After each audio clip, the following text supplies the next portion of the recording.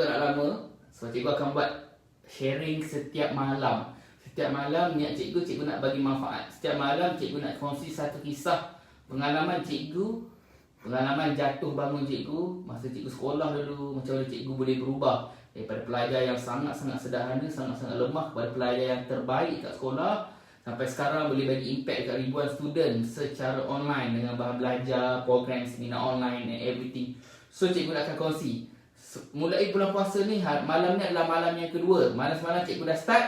So malam ni cikgu akan teruskan. So insyaAllah cikgu cuba tak ambil masa yang lama. So Assalamualaikum warahmatullahi wabarakatuh. Saya Cikgu Naim daripada Rahsia Kuasa AMX. Saya nak kongsi satu pengalaman hidup saya masa saya awal tingkatan 4 atau boleh dikatakan selepas tingkatan 3. Masa tu, apa khabar semua?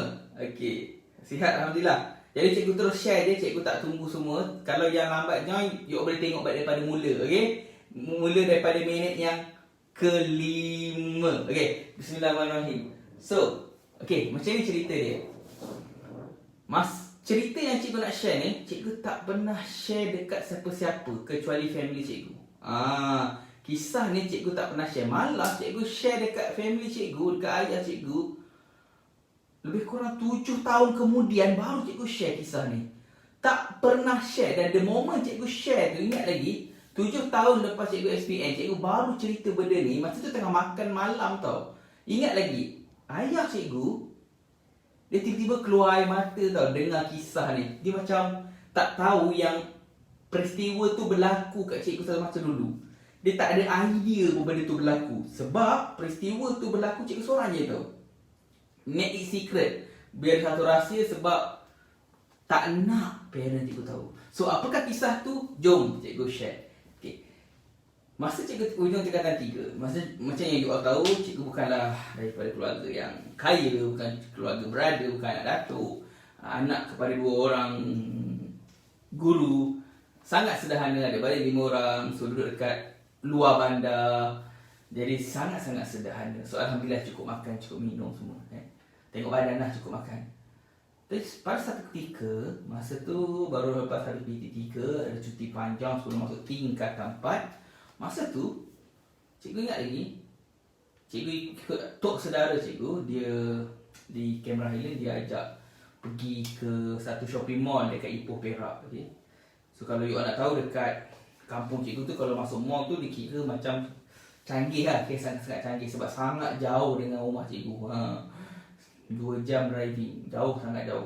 So bila cikgu masuk dekat situ, masuk ke Aeon Kita City, Ipoh Perak. Masuk, cikgu teman untuk saudara cikgu, which dia ada seorang penternak lah, seorang petani yang berjaya lah, boleh dikatakan berjaya, Alhamdulillah.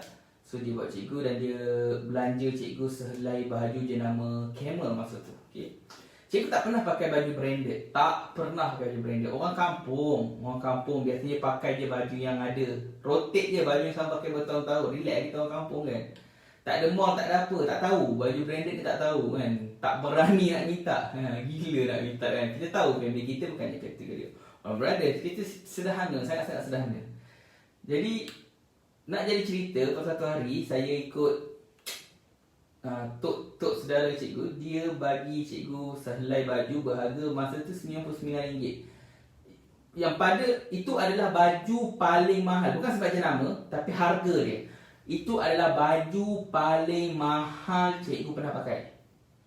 Okay, dan masa dapat cikgu sangat-sangat excited, macam ya Allah, tak kisahlah brand dia Camel. Kalau sekarang cakap Camel segan lah, itu umur 70 tahun je pakai. Tapi masa tu kira macam rasa seronok, rasa happy sangat, rasa sayang sangat dekat baju tu. So bawa balik. Baju tu warna putih, dia lain-lain hitam. Baju putih lain hitam.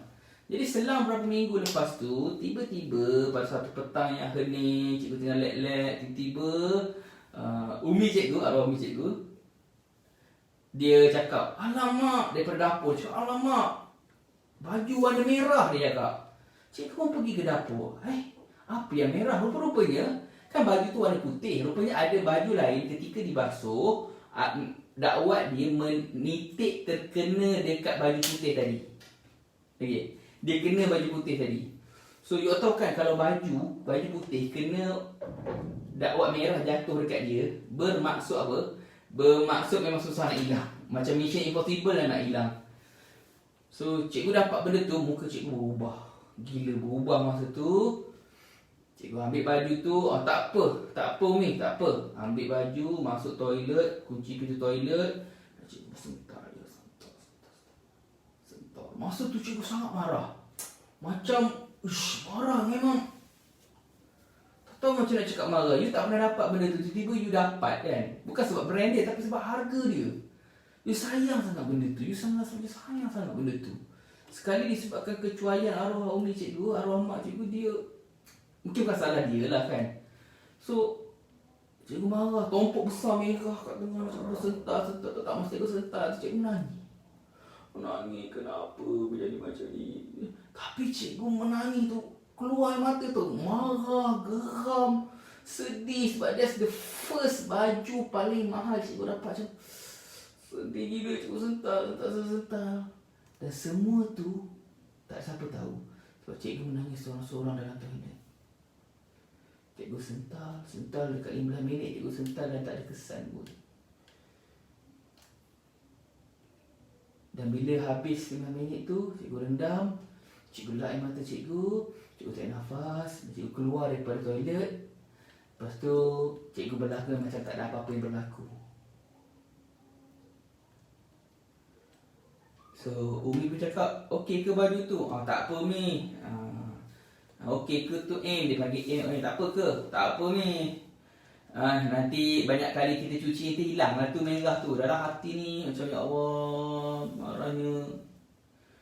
So, kenapa cikgu tak marah? Kenapa cikgu tak marah arwah Umi, mak cikgu masa tu? Sebab tak kisahlah apa salah yang dia buat, apa kecuaian yang dia buat, dia adalah mak cikgu.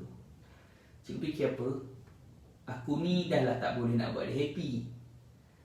Ni aku nak buat dia sedih pula. Kalau aku bagi tahu aku sedih tentang apa yang berlaku dekat baju tu, dia akan rasa bersalah, dia akan bertambah sedih. Jadi aku anak kerja aku buat mak aku happy, bukan buat mak aku sedih, bukan buat mak aku marah. Dah lah aku punya belajar entah apa-apa. Belajar aku dah lah sangat sederhana, straight B. Dah lah itu aku tak nak banggakan dia. Ini kan pula disebabkan benda kecil macam tu aku buat dia rasa sedih. So saya pura-pura like nothing happen. Dan setiap kali cuci, setiap kali mandi, cikgu akan sental. Cikgu dekat 30 kali sental. Lama-lama alhamdulillah dia pudar. Tapi sekali dengan colour dia, dengan colour putih dia semua dah pudar. Dan benda tu tak siapa tahu sampai arwah Umi meninggal. Sampai satu ketika tu dekat meja makan, cikgu bagi tahu benda tu, kongsi dekat ayah cikgu. Masa tu tengah makan malam, tak sengaja tau kita share. Tiba-tiba ayah cikgu dia keluar air mata. Dia cakap dia tak tahu kisah tu. Dia tak tahu. So apa lesson you dapat daripada kisah dia? Macam mana marah kita pun dengan mak ayah kita. Macam mana mungkin mereka ada kelemahan, mungkin mereka ada kesilapan mereka, mungkin mereka ada weakness, kelemahan, kilah mereka.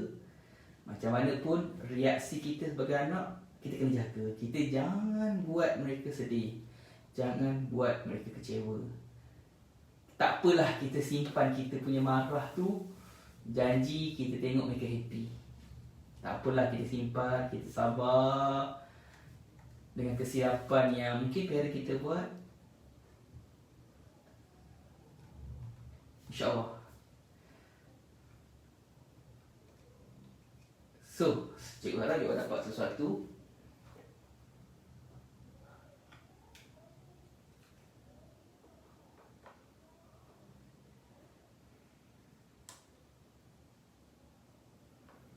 Betul?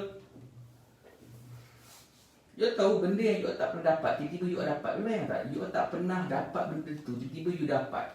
So you sangat-sangat happy, you sangat bersyukur. Dan masa tu you dapat selai baju. Itu adalah baju paling mahal, paling branded cikgu pernah dapat. So sebagai orang muda, orang kampung, kau dapat baju branded ni, dia rasa macam dapat emas tau, macam dapat iPhone 11 tau. Masa tu dia punya gambaran dia. Tak tahu macam nak cakap. Sebab biasa cikgu, baju cikgu sedih je orang kampung. Baju sedih tu baju sedih. Baju sedih.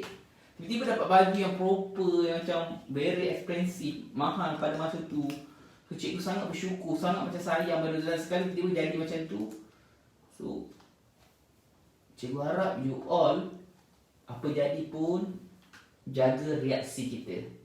Sebab tu dia ayat ni, our reaction matters. Our reaction matters. Reaksi kita pada peristiwa tu yang akan menyebabkan sama ada kita dapat kesan positif atau kesan negatif kat hidup kita. Kalau cikgu pilih untuk marah, untuk bermasam muka dengan arwah ibu cikgu, mungkin sampai hari ni cikgu kecewa dengan benda tu. Mungkin sampai hari kecewa sebab selama beberapa tahun lepas tu ibu cikgu dah tak ada dalam Islam. So beware, jaga-jaga dengan reaksi kita. Reaksi kita menentukan masa depan kita. Our reaction determine our future. Kalau reaksi kita negatif, kita akan dapat result yang negatif dalam hidup kita. Kalau reaksi kita positif, kita akan bangga dengan keputusan yang kita buat hari itu. Okay? So, harap small story ni beri sedikit inspirasi dekat you all. Esok cikgu akan share kisah meja study. Esok cikgu nak share kisah meja study.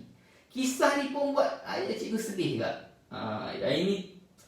Yang ni dia muka berubah bila dia tahu few years after that bila cikgu share tentang kisah meja study. You ada meja study tak?